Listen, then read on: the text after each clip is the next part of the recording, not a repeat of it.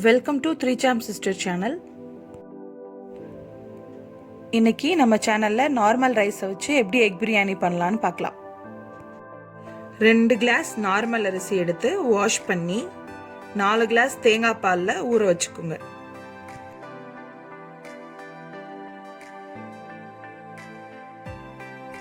அஞ்சு முட்டையை பாயில் பண்ணி எடுத்து வச்சுக்கோங்க.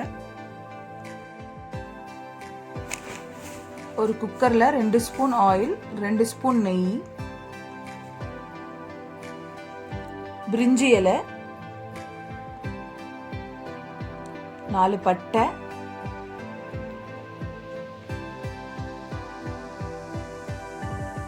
சிறிது முந்திரி, 2 ஏலக்காய், 2 கிராம்பு எல்லாம் போட்டு நல்லா தாளிச்சுக்கலாம். அதுக்கப்புறம் ஆனியன், பச்சை மிளகா சேர்த்து நல்லா வதக்கிக்கலாம்.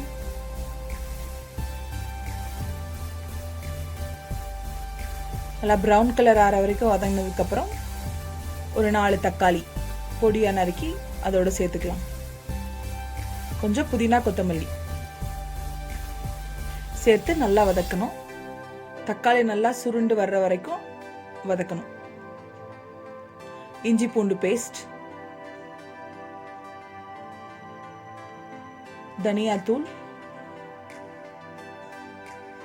மிளகாய்த்தூள், கரம் மசாலா தூள் 2 மிக்ஸ் பண்ணது 1 டேபிள் ஸ்பூன். மசாலா போட்டு நல்லா வதக்கி இந்த மசாலா எண்ணெயில் பிரிஞ்சு வர்ற வரைக்கும் நல்லா வதக்கிக்கலாம்.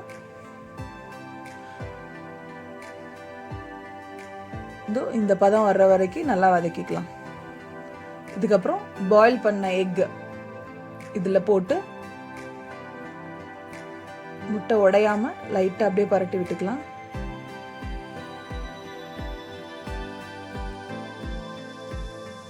முட்டை லைட்டாக வதங்கினதுக்கப்புறம் நம்ம தேங்காய் பாலில் ஊற வச்ச அரிசியை இதில் சேர்த்துக்கலாம்.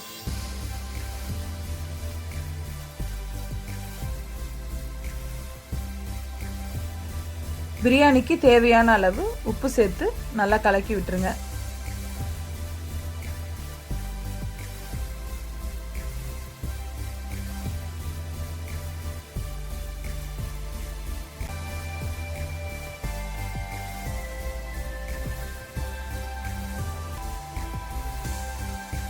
ஃப்ரை பண்ண ஆனியன்ஸ் கொஞ்சம் அது மேலே போட்டுக்கலாம். விருப்பப்பட்டா போட்டுக்கலாம், இல்லாட்டி வேண்டாம்.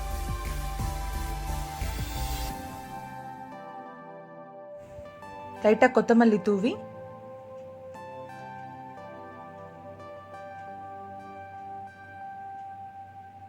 குக்கரை மூடி வச்சுக்கோங்க. ஏர் வந்தப்புறம் விசில் போட்டு ஒரு 3 விசில் வந்ததும் ஆஃப் பண்ணிடலாம்.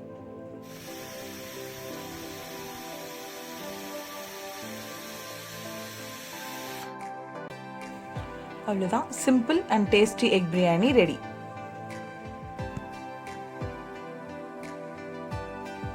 நார்மல் ரைஸ்லேயே இந்த எக் பிரியாணி பண்ணலாம். நல்லா இருக்கும், நல்லா டேஸ்டாகவும் இருக்கும். குழந்தைங்களுக்கு ரொம்ப பிடிக்கும்.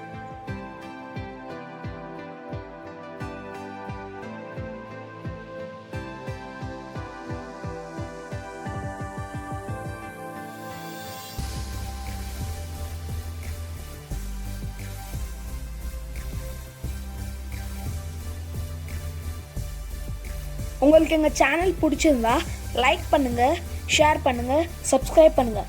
மறக்காமல் பக்கத்தில் இருக்கிற பெல் ஐக்கானையும் ப்ரெஸ் பண்ணுங்கள்.